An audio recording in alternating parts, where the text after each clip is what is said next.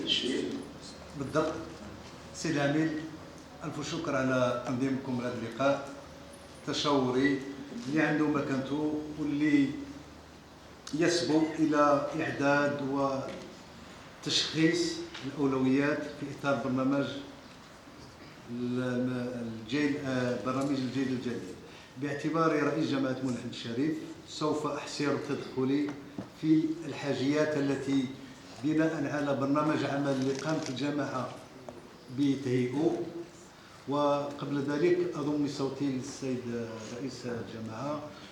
بالفعل هناك مؤشرات تنمية في دائرة التماجد ضعيفة بالمقارنة مع باقي الدوائر خاصة في إقليم الحسيمة، ولذا لابد من إعادة النظر والأخذ بعين الاعتبار الحاجيات ديال المنطقة في إطار العدالة المجالية.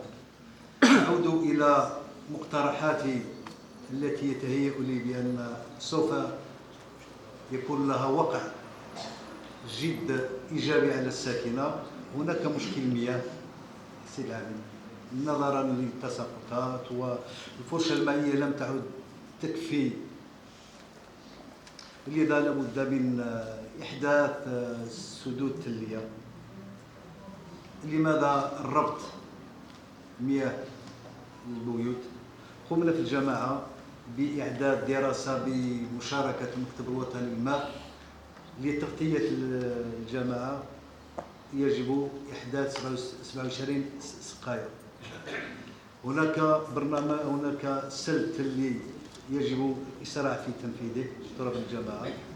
بالنسبة للجانب الاقتصادي تفاعلا مع الأهداف ديال البرنامج اللي احنا بصدده اليوم، وهو مثلا المنطقة ديالنا معروفة بالتثمين وهي زراعة قنبليني. يجب كذلك إحداث وحدات صناعية وتكوين الشباب المنطقة لمسايرة التطور اللي كتعرف هذه الزراعة ديال القنبليني.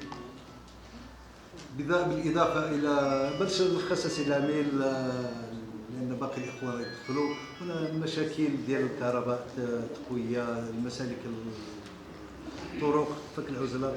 إجمالا هذه المقترحات اللي يجب أن تصب باعتبار هذا البرنامج خدا المواطن